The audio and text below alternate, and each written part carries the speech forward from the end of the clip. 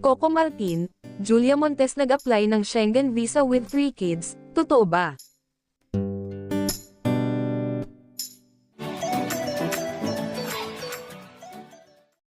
Hindi pa rin humuhupa ang intriga sa isa sa pinakamailap at pinakabinabantayang celebrity couples sa bansa, sina Coco Martin at Julia Montes.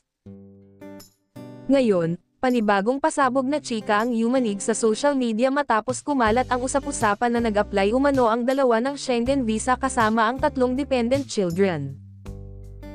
How true kaya ang kumakalat ngayon na chika patungkol sa pag-a-apply ng visa nina Julia Montes at Coco Martin kasama ang 3 anak?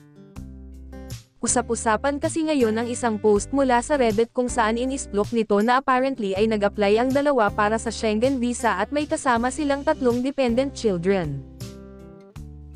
Coco and Julia recently applied for a Schengen visa, and it turns out they didn't apply alone.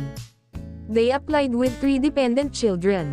This wasn't speculation, this wasn't fan math, this came straight from embassy side confirmation during the processing, saad ng naturang Redditor. Pagpapatuloy niya, and let's be real, for years the public conversation barely reached maybe they have 1 child. That alone felt like a guarded secret. Finding out it's actually 3 feels like a whiplash. Bagamat nilinaw ng nag-post na wala namang obligasyon sina Coco at Julia na magpaliwanag, aminado siyang natural lang na mabigla ang publiko kapag ang matagal ng pinaniniwala ang kwento ay biglang nadagdagan, at hindi lang nadagdagan, kundi triple pa. Not saying they owe anyone explanations, privacy is privacy, but you can't blame people for being shocked when the story everyone thought they knew suddenly triples overnight, sipa ng Redditor.